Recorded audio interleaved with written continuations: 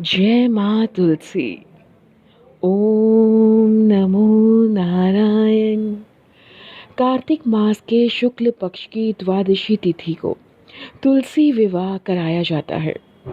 शास्त्रों के अनुसार जिन लोगों के पास कन्या संतान ना हो और वह इस दिन माता तुलसी का विवाह शालिग्राम जी के साथ करते हैं तो उन्हें कन्यादान जितना महादान का फल प्राप्त होता है। इतना ही नहीं बल्कि तुलसी विवाह कराने से जीवन के सभी कष्टों का अंत हो जाता है, साथ ही साथ सभी सुखों की प्राप्ति होती है। आप तुलसी विवाह बहुत बहुत बड़ा विवाह होता है और पूरी मैं आज आपको इसकी जानकारी दूंगी। क्या विधि है, क्या कथा है, किस तरह से कराना है, क्या शुभ मुहूर्त है। तो चलते हैं मेरे साथ। I am Jaya. तुलसी विवाह का महत्व क्या है? शास्त्रों के अनुसार तुलसी विवाह को बहुत अधिक महत्वपूर्ण बताया गया है। भगवान श्री हरि विष्णु जागृत अवस्था में आते हैं, जिसके शालिग्राम, जो विष्णु भगवान का स्वरूप होता है, शालिग्राम के रूप में होता है। शालिग्राम को उनका स्वरूप मानकर पूरे विधि विधान के साथ तुलसी जी से विवाह कराया जाता है। इस दिन प्रत्येक घर में तुलसी जी की पूजा की जाती है। माना जाता है कि इस दिन तुलसी की पूजा करने से कई गुना लाभ प्राप्त होता है। इसी कारण माता तुलसी का विवाह शालिग्राम जी से कराया जाता है। पुराणों के अनुसार देवशयनी एकादशी के दिन भगवान विष्णु 4 महीने के लिए निद्रावस्था में चले जाते हैं, जिसके बाद पृथ्वी पर कोई भी शुभ काम नहीं होता। इसके बाद विष्णु भगवान देव उठनी एकादशी पर जागृत अवस्था में आते हैं, जिससे तुलसी का विवाह उनके साथ कराया जाता है। पृथ्वी पर एक बार फिर से सभी शुभ कामों की शुरुआत हो जाती है।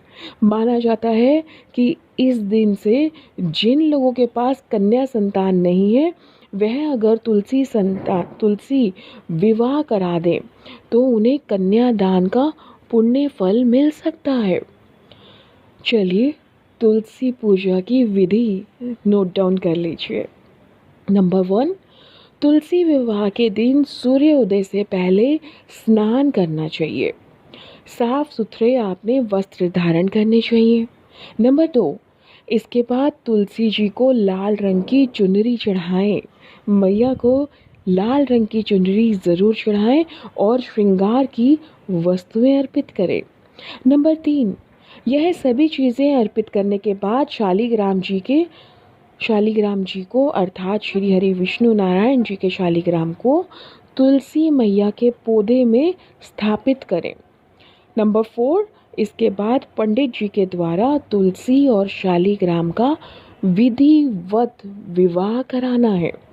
नंबर 5, तुलसी विवाह के समय पुरुष को शालिग्राम और स्त्री को तुलसी जी को हाथ लेकर 7 फेरे कराने चाहिए और विवाह संपन्न होने के बाद तुलसी जी की आरती ज़रूर करनी चाहिए। और अब तुलसी विवाह की कथा सुनिए। पौराणिक कथा के अनुसार राक्षस कुल में एक अत्यंत सुंदर कन्या का जन्म हुआ, जिसका नाम वृंदा रखा गया। वृंदा बचपन से ही भगवान श्री विष्णु जी की पूजा करती थी। उनकी बहुत बड़ी भक्त भी थी। वह कन्या जैसे ही बड़ी हुई, उसका एक असुर जलंधर से विवाह हो गया। वृंदा की भक्ति के कारण जलंधर को ज़्यादा से ज़्यादा शक्तियाँ प्राप्त हो गई। जलंधर वृंदा की भक्ति के कारण इतना शक्तिशाली हो गया कि वह न केवल मनुष्य बल्कि देवताओं से भी अत्याचार करने लगा। जलंधर वृंदा की भक्ति के कारण इतना बलशाली हो गया कि उसे हरा पाना किसी के भी वश में नहीं था। सभी देवी देवता इस समस्या के निदान के लिए श्री हरि विष्णु जी की शरण में गए और मदद मांगने लगे। देवताओं की इस समस्या से निकालने के लिए श्री हरि विष्णु जी ने जलंधर का रूप धारण किया और वृंदा का पतिव्रत धर्म नष्ट कर दिया।